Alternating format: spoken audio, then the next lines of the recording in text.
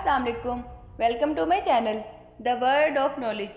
तो गाइस, इस वीडियो में मैं आपको तारीख के ऐसे खौफनाक केस के बारे में बताऊंगी जिसने पूरी दुनिया को खौफ और हैरत में मुब्तला कर दिया था।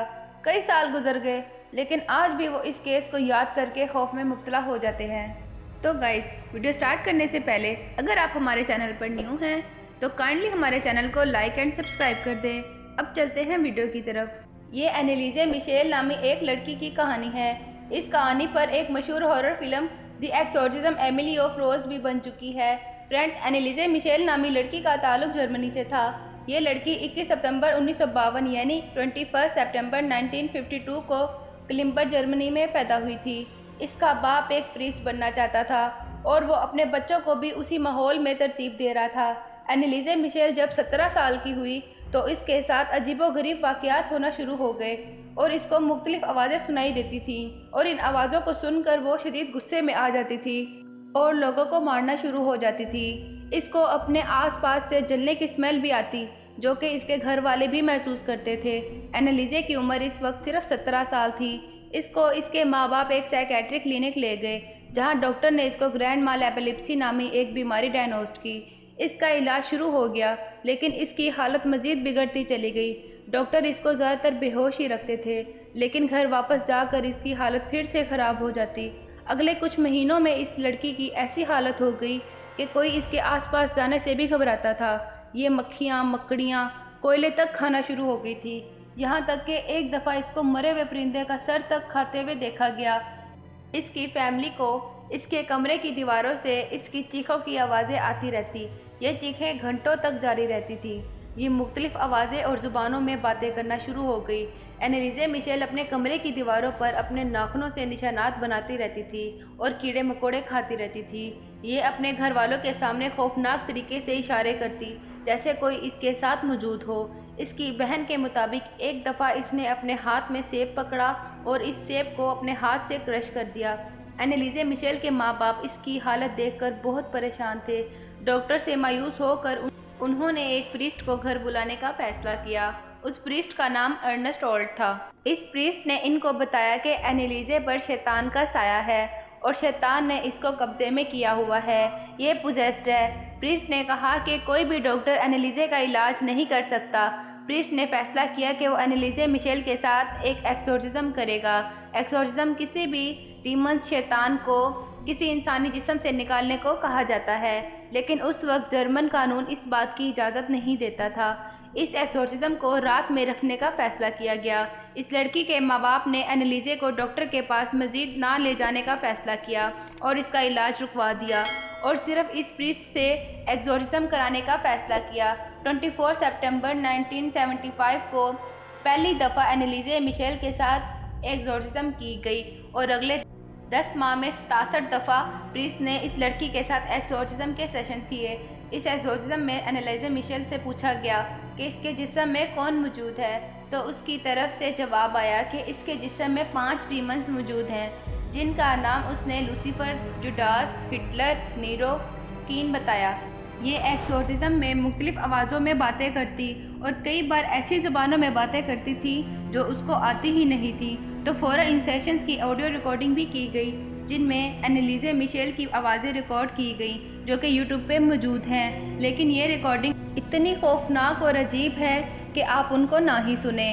तो फ्रेंड्स, 1975 से 1976 तक 10 माह की एक्सोर्सिज्म के बाद 1 जुलाई 1976 को एनेलिजे मिशेल की मौत वाक़या हो गई। इसकी मौत की वजह माल न्यूट्रिशन और डिहाइड्रेशन बताया गया, यानी ये खाना और पानी ना पीने की वजह से शदीद कमज़ोर पड़ गई थी और इसकी मौत वाक़या हो गई। अपनी मौत के वक्त हैरत अंगेज़ तौर पर उसका वज़न सिर्फ 30 किलो था। इसकी टांगें टूट चुकी थी और ये पहचानी नहीं जा सकती थी। मेडिकल रिपोर्ट में बताया गया एनेलिजे मिशेल को मरने से बचाया जा सकता था अगर इसको सही वक्त पर हॉस्पिटल लाया जाता, लेकिन इसके घर वालों और इसके प्रीस्ट का कहना था कि एनेलिजे पर कई शैतानों ने कब्जा किया हुआ था और उन्होंने डॉक्टर से मायूस होकर एक्सोर्सिज्म शुरू की। 30 मार्च 1978 एनेलिजे की फैमिली और इसके प्रीस्ट के खिलाफ अदालत में केस शुरू हो गया।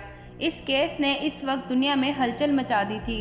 दुनिया के हर अखबार में इस केस को कवर किया। अदालत की कार्रवाई के दौरान एनालिजे की एक्सोर्सिज्म की टेप्स और इनकी खौफनाक आवाज़ें अदालत में सुनवाई गईं। एनालिजे मिशेल की एक्सोर्सिज्म की तस्वीरें भी अदालत में दिखाई गई। एनालिजे के डॉक्टर ने अदालत में आकर गवाही दी कि एनालिजे बीमार थी और इसकी मौत को बचाया जा सकता था। लेकिन एक डॉक्टर ने अदालत में इंतहाई अजीब बात बताई, और वो ये कि एक दफ़ा जब वो एनालिजे को इंजेक्शन लगा रहा था तो एनालिजे ने इसको देखकर मुस्कुराया और कहा कि शैतान पर कोई इंजेक्शन असर नहीं कर सकता। दूसरी तरफ प्रीस्ट और इसके पेरेंट्स दोनों इसी बात पर थे। एनालिजे को शैतान ने कब्जे में लिया हुआ था और इसका सबूत उन्होंने इन रिकॉर्डिंग में बताया जो एक्सोर्सिज्म के दौरान ली गई थी।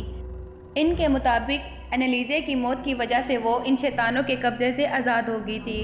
अदालत में ये ट्रायल पूरी दुनिया में काफ़ी मशहूर हो गया था। अदालत ने तमाम बातें सुनने के बाद प्रीस्ट को 6 माह कैद की सज़ा सुनाई। अदालत के मुताबिक एनालिजे को हॉस्पिटल ले जाकर उसे मरने से बचाया जा सकता था, जबकि प्रोसिक्यूटर का कहना था कि असल कसूर एनालिजे के माँ बाप का था और सज़ा इनको देनी चाहिए। लेकिन अदालत ने एनालिजे के माँ बाप को इस केस से बरी कर दिया।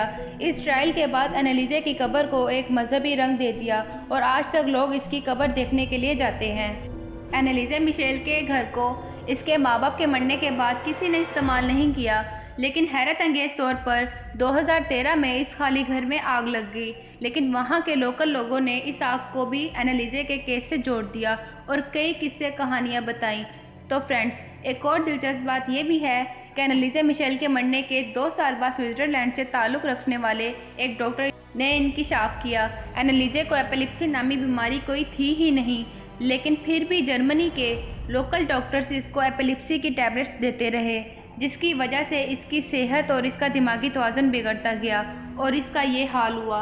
हकीकत जो भी हो, एनालिजे मिशेल पुजेस थी, यानी इस पर शैतान का कब्जा था या फिर इसे कोई दिमागी बीमारी थी। ये ना तो कोई अदालत साबित कर सकी और ना ही कोई और। इस केस को अनसॉल्व कहा जाए तो गलत ना होगा, लेकिन एक बात तो तय है, एनालिजे मिशेल के इस केस ने दुनिया को इंतहाई हैरत और खौफ में मुब्तला कर दिया था। 2005 में इस खौफनाक और अजीबोगरीब केस के ऊपर एक एक्सोर्सिज्म और एमिली रोज नामी एक फिल्म भी बनी, जिसका मैं आपको बता चुकी हूँ। और एनालिजे मिशेल केस के बाद जर्मन में चर्चेज और प्रीस्ट को एक्सोर्सिज्म करने से रोक दिया गया। ये ऐसा आखिरी केस साबित हुआ। इस केस की इसलिए भी अहमियत समझी जाती है क्योंकि जर्मन में पिछले 400 साल से एक्सोर्सिज्म करने की रवायत थी।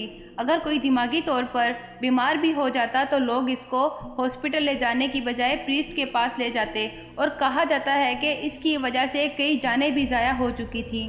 फ्रेंड्स, इस वीडियो का मकसद आपको तारीख के इस अजीबोगरीब कहानी से आगाह करना था।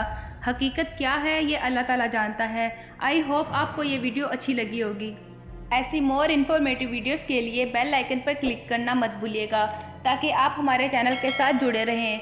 तो गाइस, मिलते हैं हम अपनी नेक्स्ट वीडियो में। तब तक अपना बहुत सारा ख्याल रखिएगा। थैंक यू एंड अल्लाह हाफिज़।